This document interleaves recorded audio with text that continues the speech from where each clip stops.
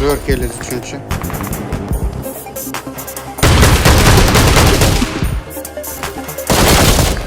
Yine ama ikki tane bo'ladi. Qallenga. Well done. Zo'r.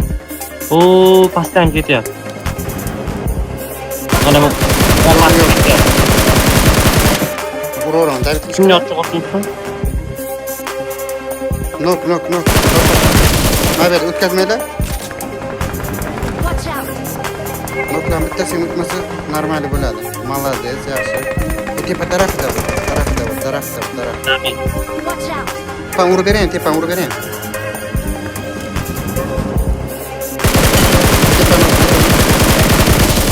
Tepa urdim. Uy, granatan. Ko'p qopti. Qaranglar, menga o'yinni sotasizlar. Mana bu o'ynaylanadi. Zonaga yuringlar, meni ko'tarmanglar, zonaga. Tolga yopish kerak bo'ladi.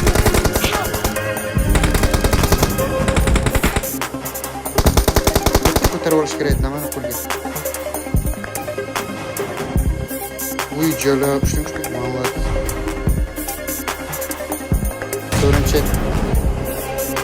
To'rinchi qarab turing, men qarab qila olmayman.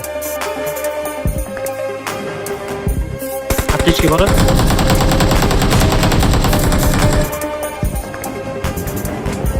Chap tomon var, chap tomon mavi var.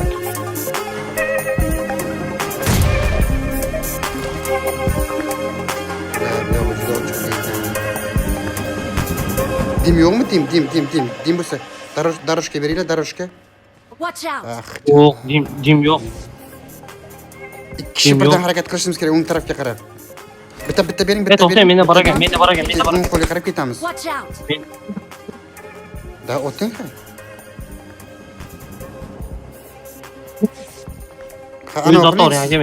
Korоче, to'rga qarab yurishimiz kerak. O'ngga qarab yurishimiz kerak, Ket. Bitasini. David o'zimda.